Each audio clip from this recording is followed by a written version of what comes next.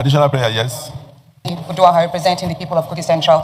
I do have an additional prayer that the Nigerian Immigration and Prison Services should liaise with the Libyan prisons to repatriate Nigerian female prisoners who birthed children in prisons. This is born out of the fact that numerous Nigerian women who were sex trafficked to Libya and happened to escape the unworthy, unhuman situations were arrested and detained in the Libyan prisons, and they are being used to satisfy the sexual urges of the prison warders and prison officials. It is a fact that many of our Nigerian women who found themselves in the Libyan prisons are pregnant, and many have given birth to children who live in the prisons. So I would appreciate the chambers and my colleagues do approve this, so that children, innocent children who are of Nigerian heritage, do not suffer with their innocent mothers, that they be brought back to Nigeria. Thank you.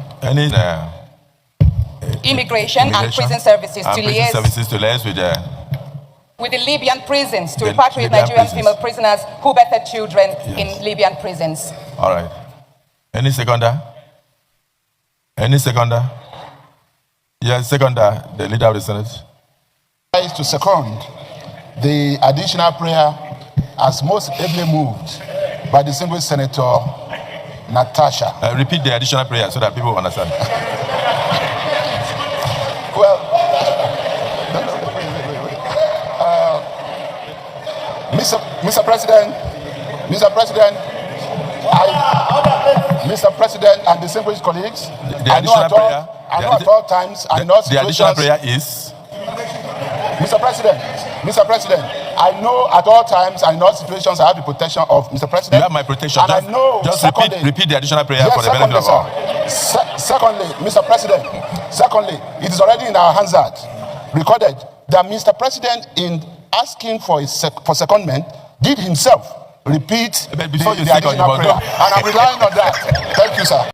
So when Senator Natasha moved a motion on repatriating Nigerian women detained in Libya prison, it was honestly one of those scenes that revealed the beauty of logic in leadership.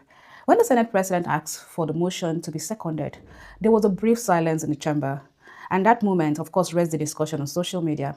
But then the House leader stood up to save the day. And while he was trying to second the prayer, the Senate President asked him to repeat the prayers. And maybe his brain at that time must have froze. But what he did was very logical. He said, Mr. President, in asking me to repeat the prayers, you did yourself repeat the prayers. Now, that right there, that was logic. He might not have repeated Natasha's exact words, but he pointed out sharply and respectfully that the Senate President had already echoed them while asking. It was his composure and presence of mind for me. And for me, it shows that sometimes silence in the room doesn't mean people are uninterested or unwilling. Many just don't know how to step into sensitive discussions, especially when it touches on gender or humanitarian issues, considering the patriarchal nature of where we come from.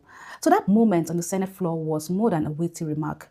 It was a reminder that logic has a way of breaking tension. It has a way of keeping balance and helping people to refocus on what truly matters. And sometimes again, it's not what we really think. Silence doesn't always mean avoidance. It might be that people are taking their time to understand how best to speak. So, it's a truth at a time. Take care and have a nice day.